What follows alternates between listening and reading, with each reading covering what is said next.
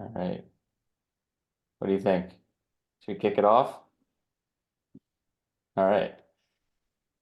Um, I don't think anyone in the audience needs to know that this is being recorded, but this is being recorded. So welcome everybody. My name is Brian Scherer. I am an attorney at Scale LLP. I do a mix of regulatory and commercial work for early stage companies in the fintech space. I also run HeyCounsel, which is co-hosting this with Alumni Ventures. And HeyCounsel, for anyone who's out there and is an entrepreneurial lawyer, you should come check it out. It's a community of entrepreneurial lawyers and a resource bank for solos and small firms who are building their practice. We have an incredible group of member lawyers, two of which are here with us today. So that kind of brings me to introductions and introducing this awesome panel we've put together. So I'll start with introducing Mike Yulin, who is CTO and co-founder of Paxton AI, a legal AI platform for contract review, contract or document drafting, legal research, and which recently raised their $6 million round in late 2023, led by WVV Capital. And I believe just won an award in Oregon. Is that correct? For That's right. being one of the most disruptive companies. Is it LegalTech or just all in the startup ecosystem? Uh, just generally, we're an Oregon-based company, so it was for the Oregon Tech Association. So thanks for the shout out. Yeah, I just saw that, so I had to throw it in there. And then we have Cecilia Zanini, who is both a lawyer and a startup founder. Most recently, Cecilia was general counsel for a software unicorn, Replit, you may have heard of, and is now founder and CEO of GC AI, which is a Gen AI co-pilot for in-house lawyers. We also have Christian Brown, who is the rare breed of lawyer and engineer. He is the founder of Coding Counsel, PLLC, which is a specialized law firm and legal service provider focusing on integrating artificial intelligence into legal practice. Prior to Coding Counsel, Christian was in-house at Rocktop Technologies, where he designed and developed AI tools that drove legal due diligence and asset disposition in the mortgage space. And on the investor side, we have a familiar face for the audience, Ray Wu, who is managing partner of the Alumni Ventures AI Fund, and he will be bringing the investor perspective into many of the questions that we'll run through today. And that's the intro. So did I miss anything? Did I pronounce anyone's name wrong? Good. All right, we're good to go. So without further ado, I will just jump into the questions. And I try to provide a little bit of context for each question, so some of them could run on, but and they're all designed to address a specific, I guess we'll call it category. So for the first question is for the lawyers on the panel, Cecilia and Christian. So if I were to put my optimist hat on and look into the future, let's say 5 years into the future, I'd say that AI is going to be a lawyer's best friend. It will empower lawyers to shift their focus entirely away from things like gathering cases and citations for a memo, back and forth contract redlining, routine procedural filings, and more towards higher level strategic planning and thinking and decision making. This should, in theory, expand a lawyer's capacity to take on more clients and improve the quality of work on an individual client basis. Putting my pessimist hat on, I'd say that these skills are the underpinnings of legal practice, and lawyers need to learn these tedious skills as part of their early training, and the proliferation of AI may mean that they no longer have a job once they graduate law school. The job market, in essence, could collapse on itself as new lawyers are replaced by AI. So panelists, and specifically Cecilia and Christian, we could start with Cecilia. Which side do you lean more towards? Does AI create better jobs for lawyers, or does AI take jobs away from lawyers? And is it possible that both happen? Yeah, so I am an unabashed optimist about legal and AI. The story that I come to, the analogy that I come to was when I was in law school, huge 180 person section, half of the mods or small groups got to use just Lexis and electronic search, and half of them also had to learn the books, right? Literally pulling out pocket part, all that stuff. Luckily, I was in the former group, but is either group a better lawyer? Like, no. Like, in fact, the group that got used to using electronic search probably had a leg up. And so my view is that this will elevate the entire profession. Similar to other fun analogy, if you watch basketball in the 80s or early 90s before everyone lifted weights, it was not as aggressive or fun of a game. So giving everyone this tool, to me, actually will raise the level of the entire profession. Yeah, thanks. No, Brian, I would tend to agree. I think AI overall will have an overwhelming positive effect on the practice of law, and particularly the quality and value of services being provided by firms to clients. So I think, I am also an optimist and a bit of a realist too, I think. So, in the prompt you mentioned, will AI become the ultimate assistant? Absolutely. Are there repetitive defined tasks that we can utilize these tools to do it more efficiently and at a larger scale?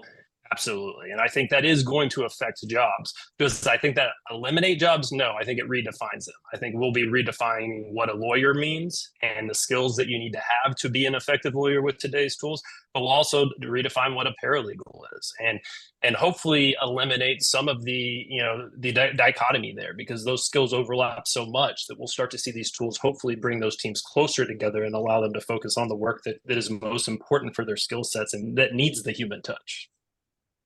Mm-hmm. Yeah, I tend to agree. I mean, I've been part of legal teams in-house, and I don't remember a day where we didn't have enough work to do. We always had too much work to do. And most of that was because there are these tedious tasks of, we call them tedious, but it is the nature of the job, of filings and of research and drafting memos and all that stuff that we couldn't afford to hire a team of people to do. So we had to do it ourselves, and oftentimes had a long backlog of things that we needed to do. So if anything, I guess this will help those teams. And so I tend to agree. I think there's more legal work than there are lawyers to do it. That would be my kind of evaluation of everything.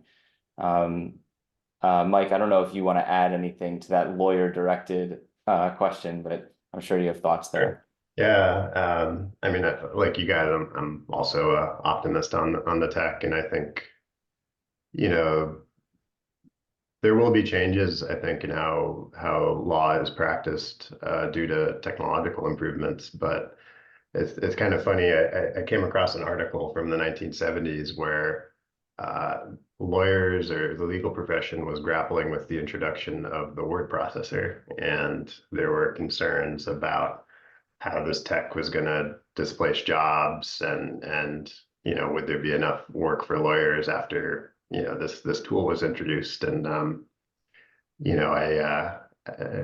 there's still lawyers today. We're just not, we don't have rooms of typists anymore, but I think folks can practice the law much more effectively due to things like Microsoft Word or the introduction of email or the internet. And I think, the profession will just need to evolve as it has done in the face of all these other technological transitions. So we're all optimists. Ray, would I throw you into the optimist group? Yes, indeed. I think, of course, as in history, everything changes over time. And I tend to find every domains, once they have a new technology, the job function shifts a little bit. So, but people can do a lot more, right? I mean, traditionally, even we see a lot for all the creative industries. I mean, as a first wave, right? In Hollywood, you see a lot of creations, a lot of these essentially people be able to, rather than do mundane type of copywriting, they actually can become more creative in a way that how they apply their skill set. I think it'll be the same thing within the legal domain, where people are actually doing, like you mentioned, a lot of mundane type of work on a day-to-day basis. You actually can solve problems. You have more time to realize what the deep issues are and be able to find the solution that's sustainable rather than kind of just doing paperwork along the way. I think that's just the wonderful thing to have.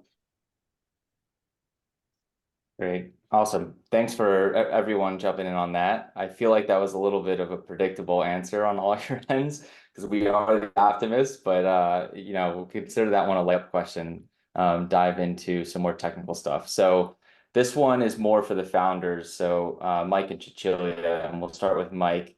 One of the biggest complaints about legal services is cost. So lawyers are expensive. We all know that. Over the past 30 years, market forces have failed to drive down the cost of legal services. In fact, hourly rates have risen dramatically faster relative to the hourly rates of other professional service providers during that time period. Many blame the billable hour, artificially constrained supply of lawyers, rapidly inflating costs of legal education, and concentration of talent amongst big law firms as reasons for these rising rates. But whatever the cause, I don't think we're going to figure out that one right now, but whatever the cause, one thing is certain. So technology has failed to drive down the cost in the legal sector, despite all of the innovation in legal tech up until this point. Does AI actually have a shot this time at reducing the rates that we're seeing climb so quickly? And how do you see AI uniquely positioned to address this problem where other forms of tech have failed in the past? I think, I think AI definitely holds a lot of promise in terms of cost reduction for legal work. But I guess I would, I'd have to disagree a bit with the premise of the question. I think while we've seen, the billable hour, so the rates at which lawyers are charging for their services increase, I think the types of work that we're seeing lawyers do has changed. Like I remember a world before, the introduction of Carta and these other cap table management solutions for startups. And, I remember that just being a big pain to deal with our law firm, who was, manually managing our cap table via a spreadsheet.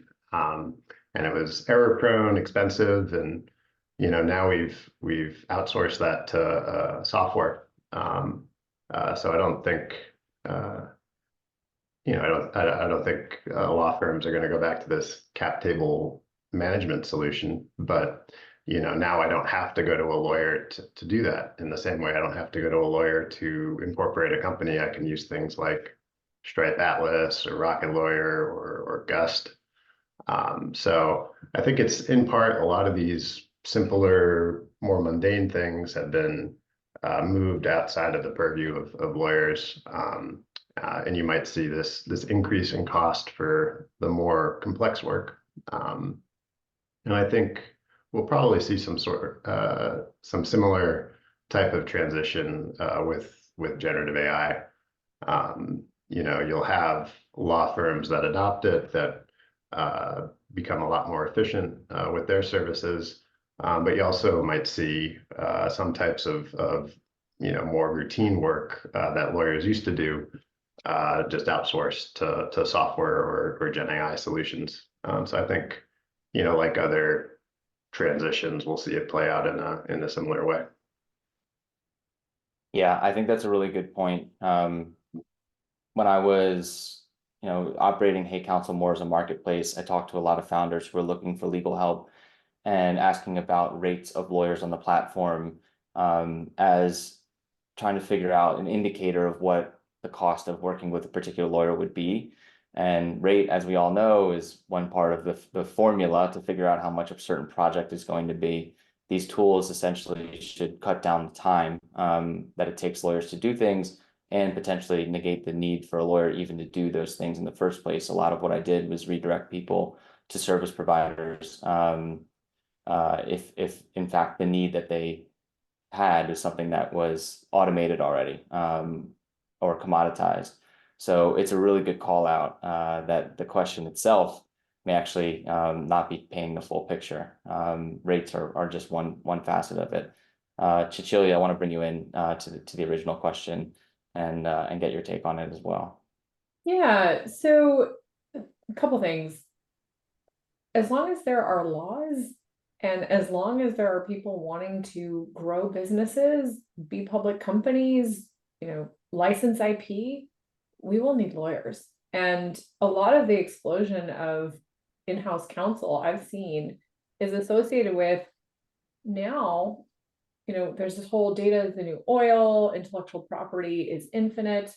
If you look at the Fortune 10, the composition of the Fortune 10 is very different than it was 30 years ago, right? We've got all the FANG companies, two most valuable companies in the world.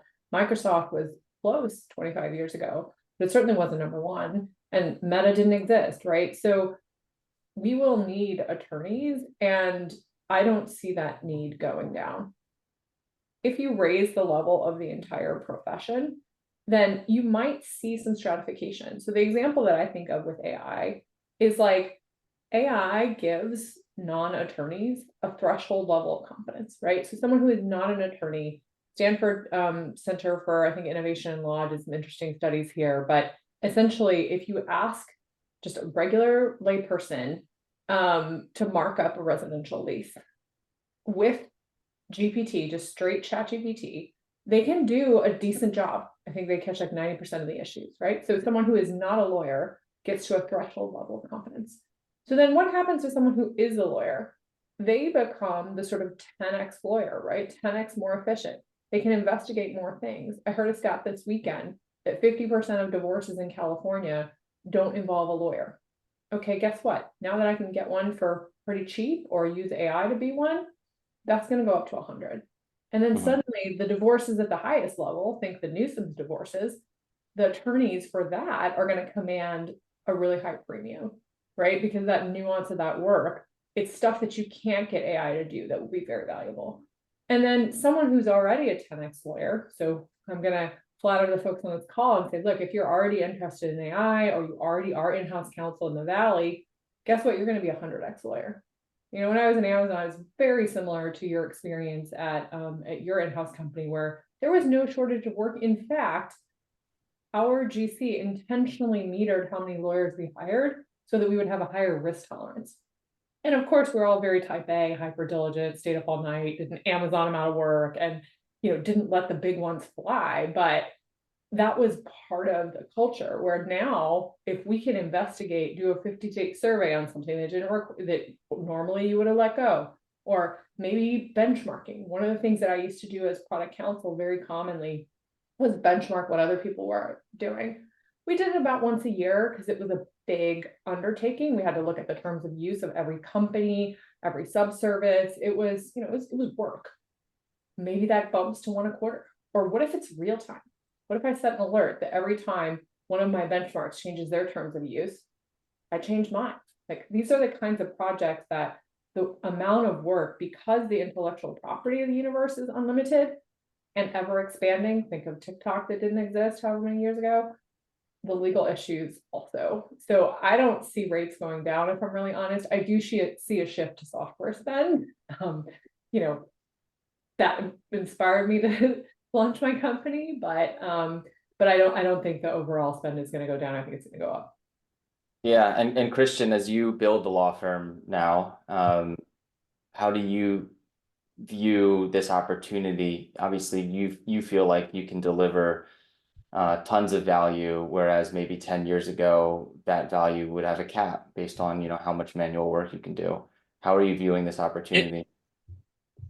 Yeah. I mean, obviously, with unique tools, all of a sudden, one, I think you can build things quicker, but two, I think you can build a foundation that you can scale quicker. And one of the things that I talk to my law firm clients when we're looking at, okay, where are they at from an AI readiness standpoint, and can they, move forward with getting use cases into play, is what's their data? And I think that's a new perspective for law firms, is to think about their data as an asset and start to think about the ways that it can be useful both internally to them and for their purposes, but then with the right clients in the right fields can be used externally for all types of things, for product to development with their clients, to guardrails for legal systems and legal tech startups. There's a lot of opportunity there. And so I think that, from my perspective, you see more add than you see subtraction, and you see new avenues of potential revenue, not to mention the amount of regulatory work that's going to come from AI products, right? I mean, we've already seen international laws come into play. US isn't that far behind. The number of bills that are out there we've got a website that's tracking them in the HeyCounsel group. I mean, it just grows every day, and it's growing at the state and federal level. So there's going to be a ton of work, and I think it's just going to shift. Where is the work, and what are you required to have to do it? What's that baseline, like she was talking about, like Cecilia was talking about? What is that baseline competency for lawyers now? And then what tools can you augment yourself with there to make you that much more of a super lawyer? I love that. Ray, you're off mute. Do you have anything to add there? Yeah, I think a lot of these is probably because over time, this kind of services may wrap into the software. I just think that's essentially will become, so almost reverse the software as a service could be a service as a software. So more and more, this kind of, you look at overall pyramid structure, right, where you spend most of the time. Traditionally, a lot of this time are spent on the bottom of the pyramid where a lot of this repetitive work are being done. And then I think more and more this become a software-enabled services, or service become the software. So as a baseline, just keep on moving up. So I think the 10x, 100x lawyers Cecilia mentioned, I think those are always going to be in heavy demand, and that's going to be the top of the pyramid. And then the bottom, I think more and more are going to be automated by service as a software. It's the software that enable all this. And what AI is doing is, in addition to give you data, it gave you the solution. So the question is, what type of solution are you getting, and is that good enough? Yeah, I agree with Ray here. I was at McKinsey and Company back when I first started my career, and there was a new initiative way back then to actually build out a software line of business.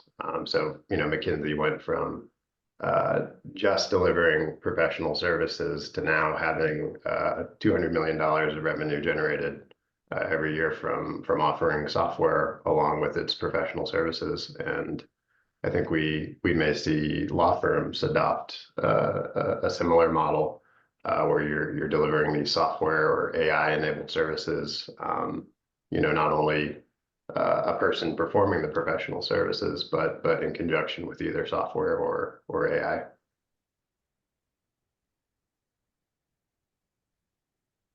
Yeah, that's great. And it kind of leads into a little bit of a question that I have more for the investor side and the founder side. I recently was catching up on the latest of the comings of ChatGPT-5 and Sam Altman talking about GPT-5 is going to be so powerful and it's going to make GPT-4 look pretty stupid, which I'm sure you're all very aware that these models are continuing to roll out. I don't know if this means that like ChatGPT as just that interface will be able to pull and cite cases or do some of the things that you all are building currently with your products. But there's always a chance that with the plugins and with what the model itself is capable of, it might, right? Like the grounds are kind of shifting beneath us all the time. So are we in for a large extinction event for legal tech every time these models roll out a new powerful model? Because it seems to me like most technologies are being built on top of these underlying AI LLMs. So GPT, Anthropic, Llama. And so how do investors, and Ray, maybe you can take this one, how do investors even invest in this environment where things are shifting so quickly? And how would startups even begin to build a moat when the underlying models are changing so quickly? Yeah, thanks. I tend to look at tech evolution from multiple angles. One of them is whether it is a horizontal technology stack that might be good enough as a vertical application if it has enough domain data, right? That's your question. So, for example, there was a time when VCs placed bets on vertical search engine, from jobs to patents as a new investment theme.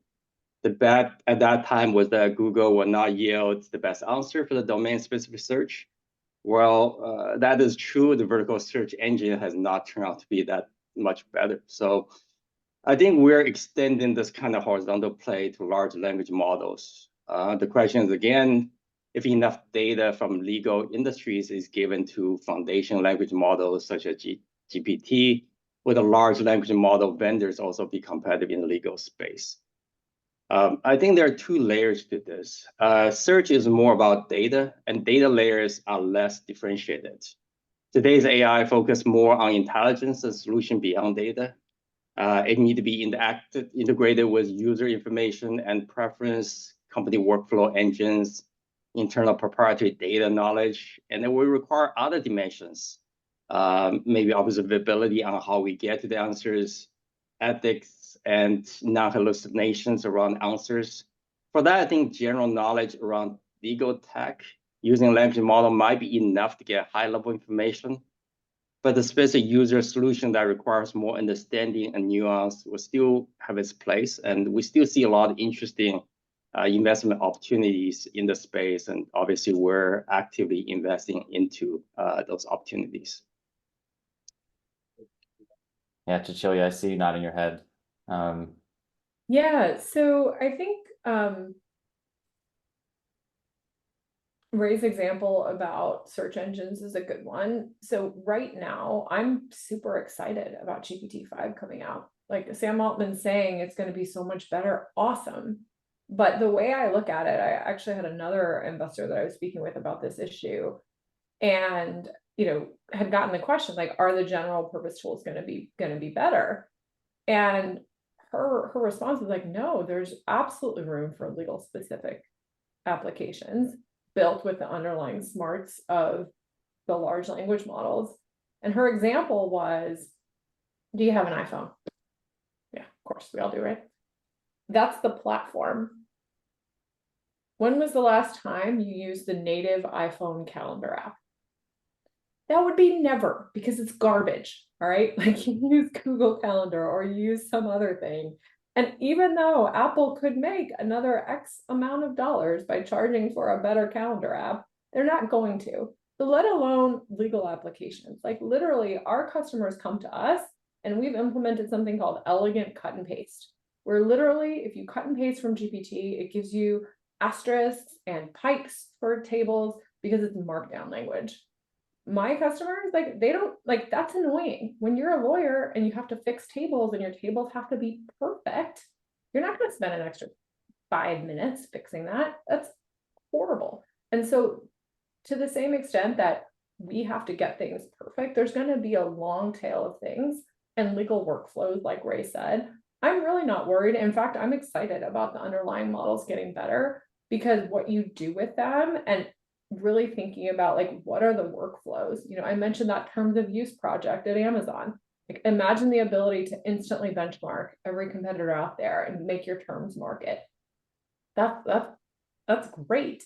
And a tool to do that, a tool to tell you, to make suggestions, a tool to know your risk, a tool to simultaneously look at what litigations you're in, account for those litigations, and put them into your terms live. It's amazing, right? Literally, I remember Facebook, Meta put out a job description for someone whose whole job was compliance with consent decrees, because they had so many globally that like they could not trust that an individual product counsel or an individual litigation person could do it.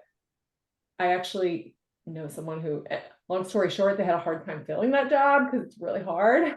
But the point being that like this is the kind of task that is a legal specific thing that just in the way that we use Google, like Ray said, like the ability to do things with Google and have specialized search and implement it in such a way specific to a company, very common. So that's where I see, GCAI's future. And I see, a lot of pull for it, even just today, because there's this long tail of things like, is OpenAI going to implement filing a trademark? Probably not. Super annoying. Like Trademark Office has all this like security stuff. It's like the most Web 1.0 website you've ever seen. No offense. I really like it. They've done an upgrade, but still, like the point being that like there is a long tail of things that we as lawyers deal with, this sort of legacy other workflows that AI can be applied to effectively. Yeah, so I'm curious, would you categorize like the type of tool that you're building, and this goes to Mike and Cecilia, as more in the business of AI delivery, like you're essentially AI delivery service to your end users, where you're customizing sort of the whole user experience around what their job is to be done, right? Versus, I guess Model this. development. Yeah, I mean, in my case, we are not developing a model at this moment. However, we have a bunch of proprietary things around kind of chain of thought prompting, around the context window. We built our own PDF parser, we built our own web browser. So a bunch of things that make it specific to this persona. I haven't foreclosed, fine tuning, but today, and the data is very clear on this, to Ray's point, today the general purpose models outperform, and they're just simply, if somebody's telling you they have a legal specific model that outperforms GPT-4, they are lying. Like, I'm serious.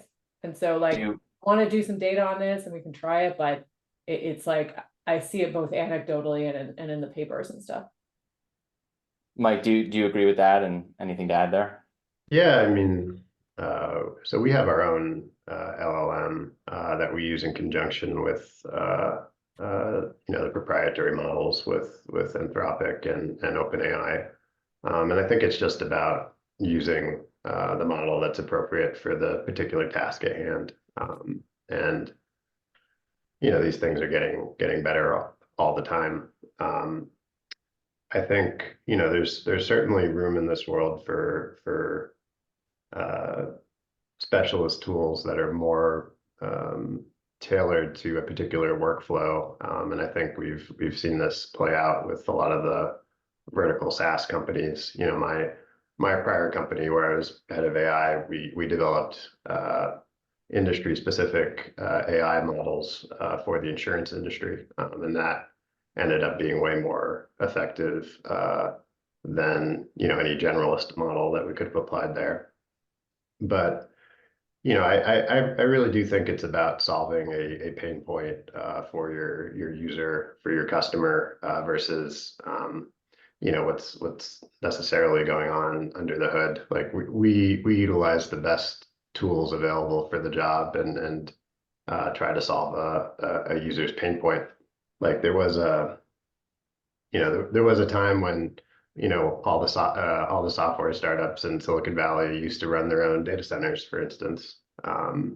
There's stories about like Instagram having to replace physical servers as they scaled their app, and that concept, I think, is so foreign to the way startups and software companies run today. Everything's done on the cloud, via a public cloud provider.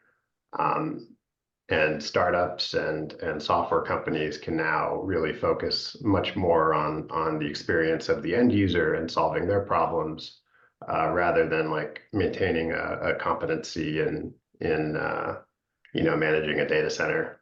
So I think with AI, like we'll see a mixture of both. Like we'll see folks have their own models like we do and apply the best tool for the job, and others kind of outsource that capability. But I wouldn't think that, like, just because you're a software company that doesn't run your own data centers, that you're not like a software company. I think we'll kind of get beyond this and just really focus on, does this tool solve the user's pain point or not? Awesome. I totally agree. And it kind of dovetails into a question that I want to skip ahead to real quick. So I'm just going to share my screen. Oh, that's what we wanted. One more time. Google Web or Zoom webinar is foreign to me right now. Let's see. We could take Matt Curvis's question in the chat while you pull that up if you like. Yeah, that's great. Can you read it? Yeah. So Matthew Curvis I think he's out of Illinois. Hey, asks, do you think that if law schools teach law students how to leverage AI, then they'll be more valuable to hiring attorneys? I think most lawyers will not want to personally learn how to use AI, even though it's easy with natural language, and they would rather hire someone to use it to their firm and their clients' benefit. Maybe that's for you, Christian. Yeah, well, I think one, this is going to be a big challenge, right? I think, law schools have to evolve, and they have to evolve quickly and get in front of this, because it is, to me, a transformational technology when it comes to how quickly you can learn topics and how quickly you can simulate the learning environment. And I think that's what's different. We're already seeing people put out client simulation models using AI, where new attorneys can essentially go through thousands of examples of situations where they're trying to give counsel to a client. And so I think what that means is, in a lot of situations, you may have new law students teaching law schools and law professors how to use the technology and what the use cases are. And that's a different challenge, I think, for law schools with this type of technology, because it is foreign to most professors, most people that have been in the industry for long enough to be passing the knowledge on, but they need to find a way to synthesize it with that knowledge. And that's where law schools have to change. And so, yeah, I do think, to answer the question to some extent, I do think there are firms out there that are going to look to hire both young attorneys and law students that have a keen grasp of this to try to get an upper hand within their firm and get that culture of adoption, right? Because it's the biggest challenge we have as lawyers, is just getting people to use the tools we give them and change a little bit. But I think there will be a change, but I think it may be driven from the ground up. I think you may see law students drive it into law schools, and then law schools drive it into the profession even more than we've seen with others. I mean, Westlaw and LexisNexis are good examples, right? They fed it to students, and they're doing it again, and that really carried over into the profession. I just think this is going to be on an accelerated timeline. I agree with that. I think the timeline is going to go a lot faster this time. With having this debate with folks of when is it going to be malpractice to not use AI, right? So as lawyers, we have a duty of diligence and a duty not to overbill. So if you do something that took you 3 hours that using Gen AI would have taken you 15, is it an unreasonable fee request to ask for the other 2 hours and 45? I would put that number at 5 years, where that we're going to start to see that. But I've been surprised before, and 5 years is relatively quite fast in our profession. So yeah, I agree with that. On the law school side, for me, the advice I give to folks is, like, being tech forward has made my whole career. I focused on IP for the reason that I said. I saw the writing on the wall. I used the early internet in the 90s. I was like, okay, IP and tech transactions and data licensing, this is where it's going to be. And I've made, I guess, not going to break my arm patting myself on the back here, but I've made a career out of it. And I think similarly, law students could do that with AI. That being said, there was a similar question in the chat, I think, from Mark Vega, great to meet you, where he's like, I've been practicing 30 years, and they're asking if there's a threshold age. I don't think it's age. Like, so I've interacted with a lot of lawyers. At this point, I've taught more than 500 attorneys AI prompting, and it's not age. It's definitely an early adopter, very similar to what you see in just the early adopter crossing the chasm curve. I think we're in sort of early majority here. Lawyers who can use sort of raw ChatGPT, I would say they are the super early adopters. Lawyers who can use a tool like mine or Mike's or others, I would put in that sort of still left part of the bell curve, but definitely quite expanding, and then really getting it to everyone. I think it's a matter of education and adoption, just like Christian said. I think there was just a survey that came out from Gardner not too long ago that said that we're still only at like 30% actual use by people in the United States, despite the amount of fever and talking that you hear about it. And you zoom into the legal profession and break that down into different groupings, and at the top you see it go down to like 10 to 15%, and in the middle it's at 20. So we're, like you said, very, very much still in that early adoption phase, and it's just a matter of how quickly is it going to accelerate. And just one point to add to the talk about the different models changing earlier, right? One of the things that I'm talking to law firms to kind of prepare for how quickly we're changing is be model agnostic.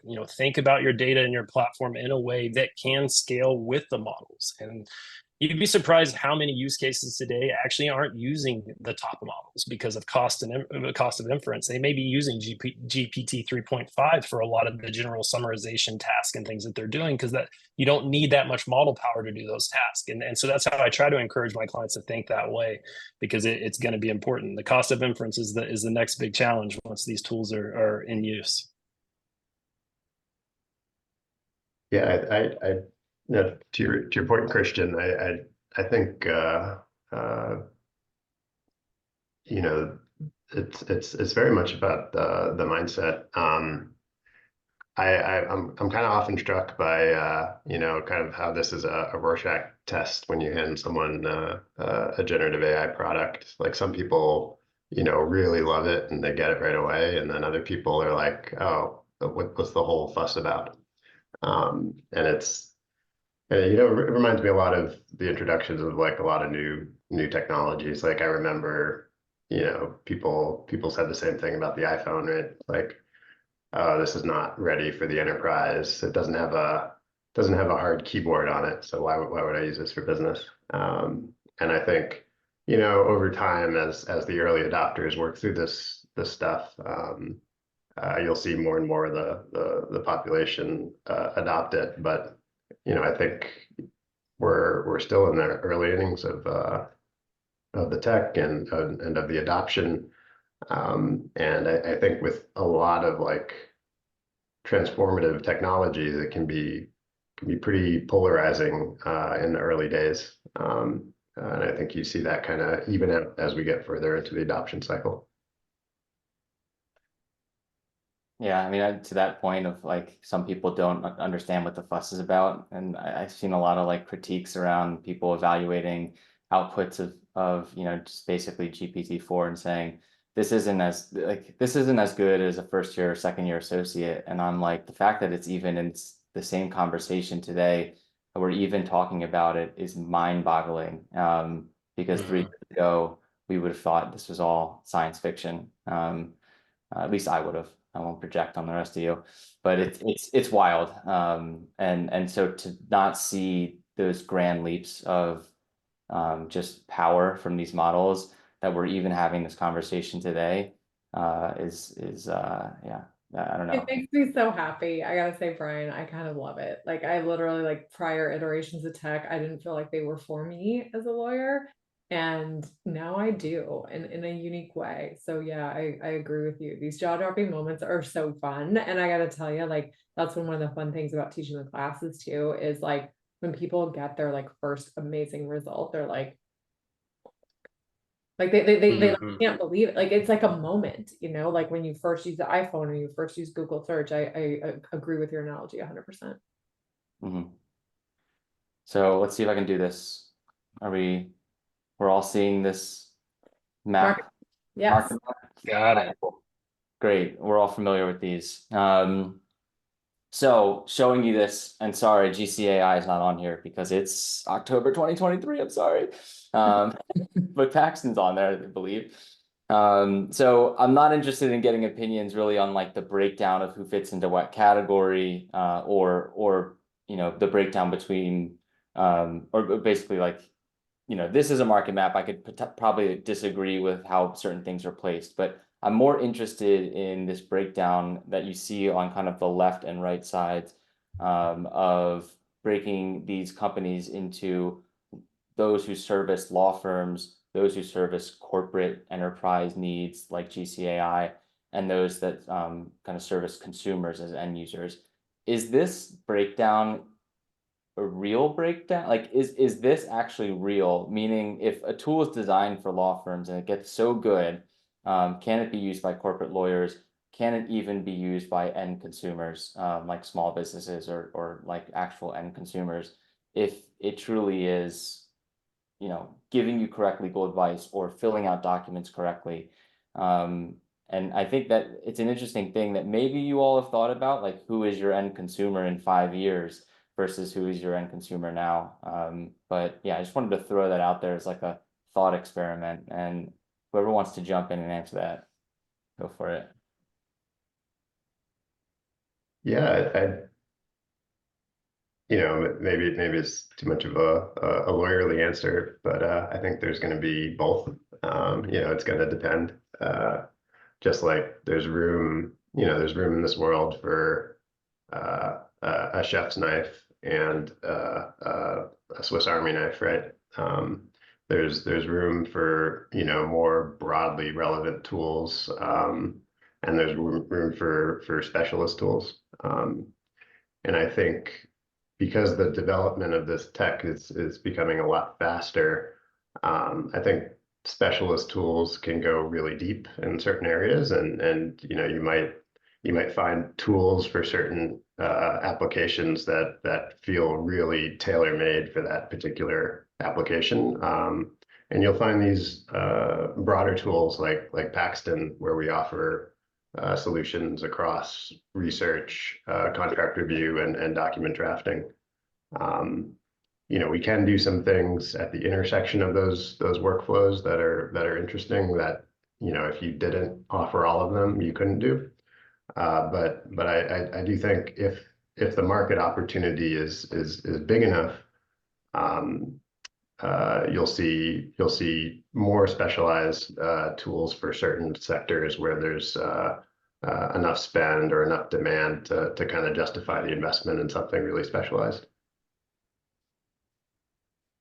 I tend to find the boundary between entities blurs over time. For example, the LinkedIn we all use a lot I mean, they are used by corporations, they're used by knowledge workers, they're used by consumers. Each role has its own unique needs. But I do think when you think about certain needs requirements, enterprise tend to ask for what we call abilities type of question, right? So I was in Cisco around HP Ventures. And then when we look at the solution, we tend to ask, where's the manageabilities, scalabilities, interoperabilities, securities? Those kind of questions tend to be more enterprise. And so to a certain degree, the law firms, when you go into the large, this kind of software, there has the back end, there's a bunch of things that certain features, they're not consumer features, but very important for a firm. So I think that boundary will still be there, but a lot of similar functionalities on the front end. And there just happened to be a lot additional requirement that on the back end that from a management perspective.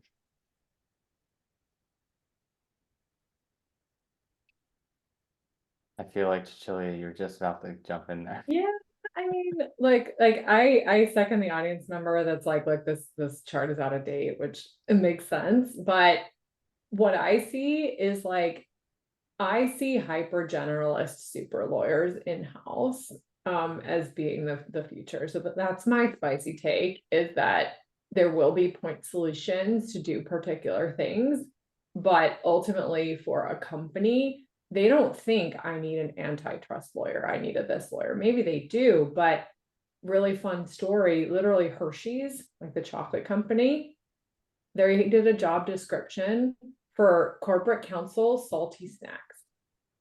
So first of all, I'm hungry, but second of all, it shows like that's how people think about it, right? They think about what is the business that I'm trying to advance.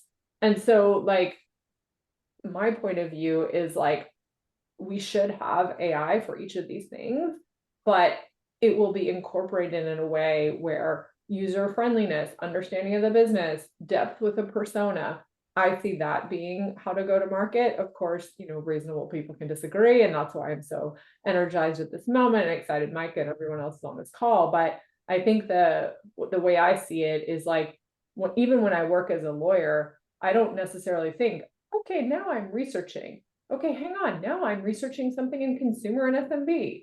Okay, now I have a business operations question. Like I don't really think that way. So I definitely think there is room for like a co-pilot in some fashion that is a lawyer. Now, that being said, I'm very bullish on lawyer specific things, mostly because of privilege, of risk, of like we have our own language, all these reasons. And so that's where I think it'll be interesting to see that bleed over between sort of the general purpose tools and the lawyer tools. Yeah, I would just add to that, Brian. I guess, you know, as I'm working with firms to build up kind of their platforms and working to build my own, I'm very quickly finding the lines to blur. You know, I think depending on what I'm trying to get done, the question at any moment is, what's the best tool for me to get it done today that's the least hassle and the best, you know, most cost effective. And I think that is how every attorney, if they, regardless of their technical lean, that's how they think about it in the back of their head, and in the front of it is, how do I do this as good as me or better, right? And if I find that level, all of a sudden that tool is incredibly useful for me. And it doesn't matter kind of where it falls into. I mean, I, you know, as they mentioned, this is definitely a little bit old, but just looking at some of these, I've definitely dabbled in each of these depending on the pain point or use case that I was trying to address. Because the truth is we're still in an experiment phase with a lot of this technology. And so, you know, a lot of these companies have found their niche, or they think they've found their niche, but also some of them are just taking some monumental swings, and that's what we need right now. Honestly, we need to take swings and see what have we not thought about how we could apply this. It's definitely one of the biggest challenges when you start talking to attorneys that have no experience with it. I usually find two perspectives. There's the one of, I just don't think it can do anything as good as I can, so I just don't mess with it, right? And then the other is, I just can't even picture what it can do. Like it's that blank slate. They're just staring at a blank screen when they talk about AI. They're like, I can't even imagine what it could do. And if you can break that barrier, it doesn't matter which tool it is, it gets you to adoption. And that ultimately is the goal. If we get whatever the best tools are, whatever the best models are out there, if we get them actually into lawyers' hands and lawyers are using them to deliver value to their clients, and clients are getting that feedback and that communication, that's what'll change and get the technology to rapidly spread through the industry. Yeah, I mean, I love the analogy that Mike gave us at the beginning, which is like the chef's knife versus like, you know, specialist use cases, right? Specialized knives for different jobs. I think one of the things that I'm thinking about a lot is, what is AI really bad at right now? What specialized use cases can it absolutely not do, or there's been a lot of swing and misses. So I think it'd be interesting to hear everyone's, I guess, all the optimists talk a little pessimistically. You want the bloopers? I can give you Yeah, bloopers. yeah. All right. So case came out of the Ninth Circuit a week and a half ago about that the police can force you to unlock your phone with your fingerprint, and that is not self-incrimination. Kind of a surprising holding, but the idea was that you can do that without cognition and you're not speaking. Weird holding, but anyways, I used my tool to do a summary, and we were doing some side-by-side with GPT and Claude and others.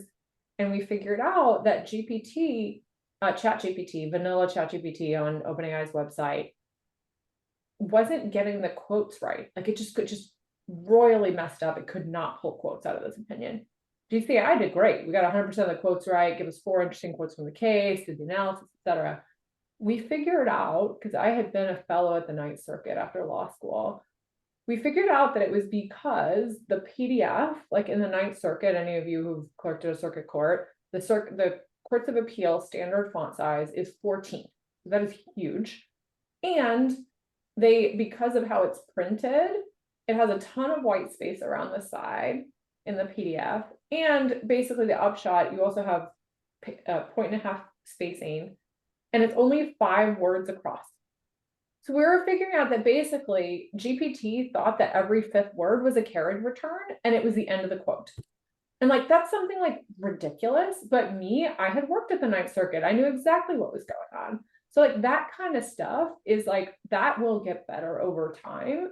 But like it works today. Go to GCI, use the QR code right here and try it. And I can tell you as a lawyer, if you're trying to get a quote from a case, do you want the one that gives you the 5 words? No, you want the whole dang quote. So like stuff like that. And then, you know, other funny stuff is like, in the privacy space, there's 15 now, 16, I think, states that have general privacy laws, generalized privacy laws like GDPR, a new one from Connecticut, new one from New Hampshire, etc. And I asked for a table of the dates of these of the implementation dates for all of them, and GPT-4, I guess because it's math, I don't know, it gave straight Jan 1, 2023 across the board. Like, okay, did you just like forget to look it up? It got lazy. I don't know. So like you do see that from the generalized tools somehow. And we used to talk in autonomous driving when I was at Cruise about there's the first 99% and then there's the last 99%. So what are those tasks that require that 100% accuracy? It's not all tasks, and you know, but there are some tasks like that. If you're filing, you know, your taxes or your, you know, doing an M&A deal, whatever it is, there are things that require that. There are things that don't. And so like figuring that out, I think that'll be an interesting area of either frustration or opportunity, depending on where you sit. Yeah. Mike, as you continue to build Paxton, are you banging your head against the wall with any like AI capabilities that you kind of just wish were better, but you're kind of hacking together solutions to make it better? I think what our approach at Paxton is to try to identify workflows and use cases that really play to the strengths of these models. And so we've been pretty diligent about this and taking what the needs are of attorneys versus what are the capabilities of the models and trying to design solutions accordingly. That I think that comes from understanding and building a lot of AI models for years, like our team has at Paxton, because you kind of have to understand what these models are trying to do at this stage, and it's this next token prediction or trying to predict the next word iteratively in a sequence of words, and that can yield some really impressive results when it comes to writing or legal reasoning.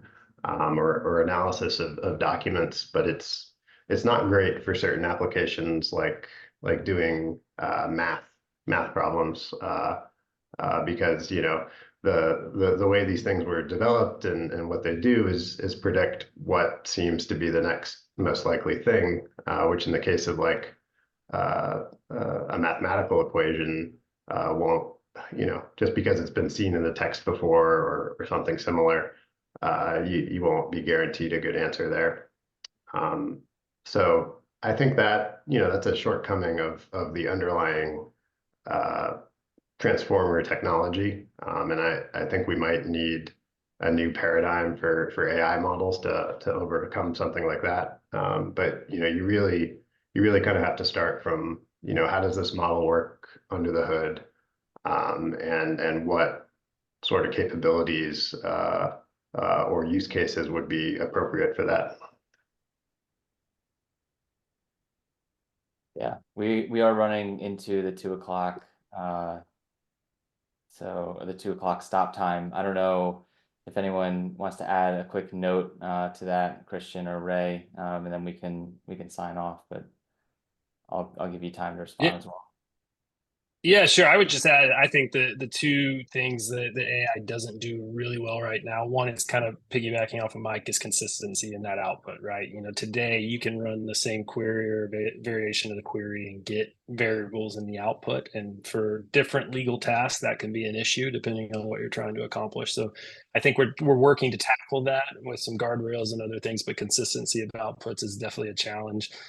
The other one that I think we'll get in front of sooner rather than later is memory, right? People really struggle with talking to these tools and then trying to pick back up that conversation and the tool having to start all over because it's hard for them to start that conversation all over and work back through it. So I think as we see more and more memory become available with these tools, both the proprietary and open source tools, I think you'll see a more natural conversation and interaction. And I think we're going to see that in general. I think we'll see a change in the way people interact with their computers. I don't know what that UI or hardware is going to be yet, but there will be a change in how we're able to, that these large language models, I think will give that ability because it's based on language. And so much of what we do is based on language, even on the back ends of computers. Yeah, I think I think there's just a lot of deficiency just because we're at the beginning of this evolution. I think it's almost like a child growing up, right? They know what to say. Well, they kind of saying a lot of different things, but what is supposed to say and what is correctly to say, I think a lot require the same type of training.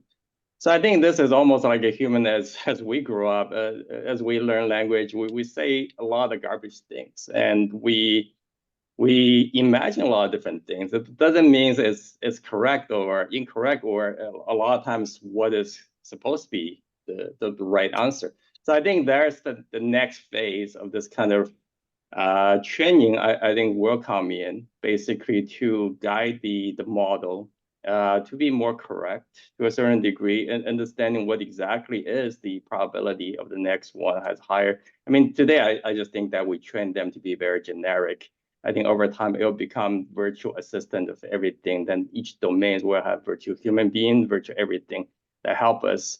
The way I see it, over time we'll have corporations with only a few people with lots of virtual agents running around doing many different tasks. That'd be so a lot of these kind of I think the tasks I think just very, very early. So I think we need at least a few years for the infrastructure to be ready.